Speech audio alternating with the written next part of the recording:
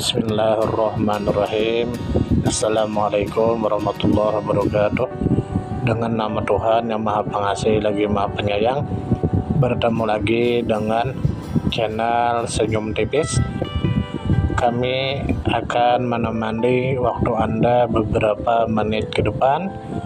Terima kasih sudah mau mampir. Semoga Anda semua dan kita semua disehatkan badan, dilancarkan rezeki, dikabulkan segala hajat. Semoga kita masuk surga. Semoga kita terbebas dari hutang. Amin ya rabbal alamin. Imam Ibnu Katsir dan sedikit cerita tentangnya. Beliau adalah seorang hafiz penghafal banyak hadis, sejarawan, ahli tafsir, Imaduddin Abul Fida, Ismail bin Umar bin Katsir bin Daw al-Qurasyi al-Basrawi, kemudian al-Dimashqi. Beliau lahir di Majdal di pinggiran Damaskus pada tahun 701 Hijriah, kemudian pindah ke Damaskus bersama saudaranya, Kamaluddin, pada tahun 707 Hijriah setelah kematian ayahnya. Beliau menghafal Al-Quran dan menyelesaikan hafalannya pada tahun 711 Hijriah. Beliau menelaah banyak kitab dan unggul dalam bidang tafsir. Dia menghafal Matan Atandi dalam kajian fikih mazhab Syafi'i pada tahun 718 Hijriah. Beliau juga menghafal Mukhtasar Ibni Al-Hajib. Beliau belajar kepada dua syekh, Syekh Burhanuddin Al-Fazari dan Kamaluddin bin Qadi Syahbah. Lalu beliau menjadi besan Al-Hafiz Abu Al-Hajjaj Al-Mizi dengan menikahi putrinya, Zainab. Lalu beliau bermulazamah kepadanya dan mengambil ilmu darinya. Beliau fokus mempelajari ilmu hadis hingga menuntaskannya bersamanya. Beliau juga membersamai Syekh Taqiyuddin Ibnu Taimiyah. Beliau adalah sosok yang memiliki kedudukan khusus bagi dirinya. Beliau berfatwa dengan pendapat Ibnu Taimiyah dalam masalah talak sehingga dia mendapat cobaan dan persekusi karena hal tersebut. Beliau belajar usyul fikih dari Al-Asfahani dan mendengar dari Ali Abu Nasr Ibnu Ash-Shirazi, Abul Qasim bin Asakir, dan banyak lagi yang lain.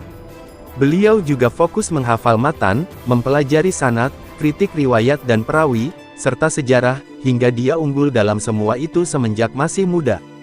Dia berfatwa, mengajar, berdebat, dan unggul dalam bidang fikih, tafsir, dan nahwu, dan sangat menguasai masalah kritik rawi dan riwayat. Beliau mengajar banyak sekolah di masa itu, di antaranya adalah Darul Hadits Al-Ashrafiyah, Madrasah As-Salihiyah, Madrasah An-Najibiyah, Madrasah Al-Tankiziyah, dan Madrasah An-Nuriyah Al-Kubra. Imam Ibnu Katsir menyibukkan diri dengan menelaah hadis beserta matan-matan dan perawi-perawinya.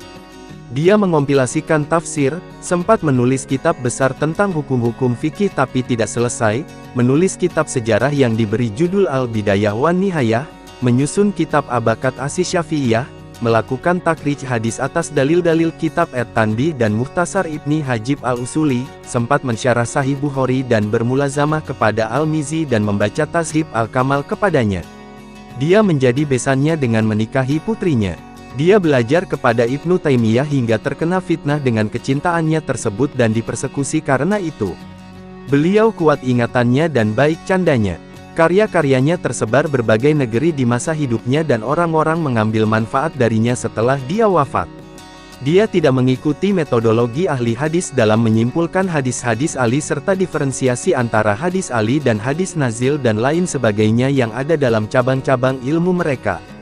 Meskipun demikian, dia membuat ringkasan kitab Ibnus Salah dan memaparkan banyak faedah. Selesai kutipan dari kitab Ad-Durar Al-Kaminah fi Ayan Al-Miya'at Saminah jilid 1 halaman 445-446. Imam Ibnu Katsir memperdalam ilmu kepada ahli fikih mazhab Syafi'i pada masanya. Dia menghafal kitab-kitab mereka, mempelajari ilmu-ilmu mereka, dan bahkan menulis kitab-kitab khusus yang berkaitan dengan mereka. Pun mazhab Syafi'i adalah mazhab yang tersebar luas di negeri di Syam dan Mesir kala itu. Imam As-Subki berkata, dua wilayah ini yaitu Syam dan Mesir termasuk daerah Hizab yaitu pegunungan yang berakhir di Irak adalah pusat kekuasaan mazhab Syafi'i sejak awal kemunculan mazhab ini. Para pengusung mazhab ini memiliki kedudukan tinggi di negeri ini. Penyelenggaraan peradilan dan khotbah tidak boleh dari selain mazhab ini. Sejak tersebarnya mazhab ini, tidak ada seorang pun yang mengurusi peradilan di wilayah-wilayah Mesir kecuali yang bermazhab Syafi'i, kecuali Hakim Bakekar. Pun tidak ada yang pernah menjadi hakim di Syam melainkan bermazhab dengan mazhab ini, kecuali Hakim Al-Balasaguni, sampai terjadi apa yang terjadi padanya. Dia diangkat menjadi hakim wilayah Damaskus lalu merusak tata aturannya. Dia ingin menunjuk imam bermazhab Hanafi di tengah dinasti Bani Umayyah, karena Bani Umayyah sejak kemunculan mazhab Syafi'i ini telah menetapkan bahwa tidak boleh jadi imam atau naik mimbar kecuali bermazhab Syafi'i, sehingga hakim ini ingin menunjuk imam baru dari mazhab Hanafi. Ibnu Asakir berkata, orang-orang Damaskus lantas menutup Masjid Agung dan tidak mengizinkannya, hingga hakim tersebut diberhentikan, sehingga Damaskus tetap melanjutkan adat kebiasaannya yang tidak dipimpin kecuali oleh tokoh bermazhab Syafi'i sampai di masa Raja Az-Zahir Baibars al-Turki, yang menyandingkan hakim-hakim lain dari 3 mazhab yang lainnya untuk membersamai hakim bermazhab Syafi'i. Al-Ustaz Abu Mansur al-Baghdadi berkata, sebelum munculnya mazhab Syafi'i, tidak ada yang memegang urusan peradilan, khotbah, dan imam di Damaskus kecuali yang bermazhab Al-Auza'i, yaitu yang mengikuti pendapat Imam Al-Auza'i.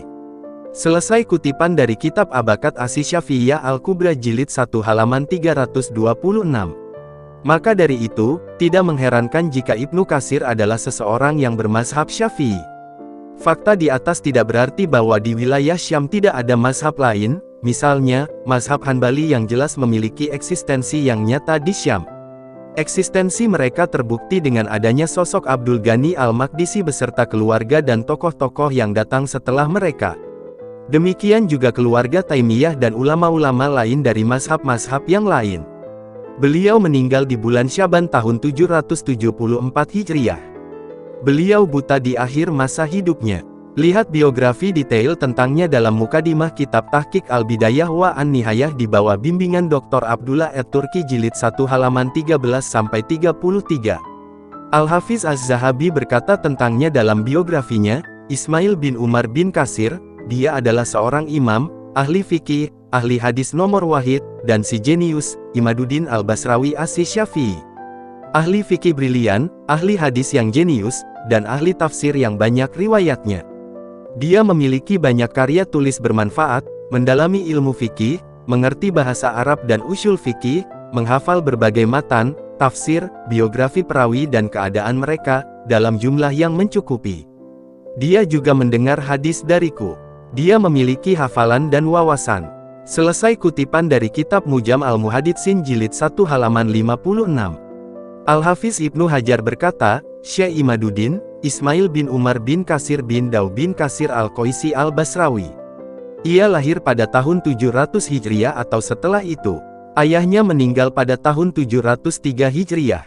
Ia dibesarkan di Damaskus. Ia belajar dari Ibnu Sisyahnah, Ibnul Zarat, Ishaq Al-Amidi, Ibnu Asakir, Al-Mizi, Ibnu Rida, dan banyak lagi. Ulama Mesir yang memberinya ijazah adalah Adabusi, Al-Wani, Al-Hatani, dan lain-lain.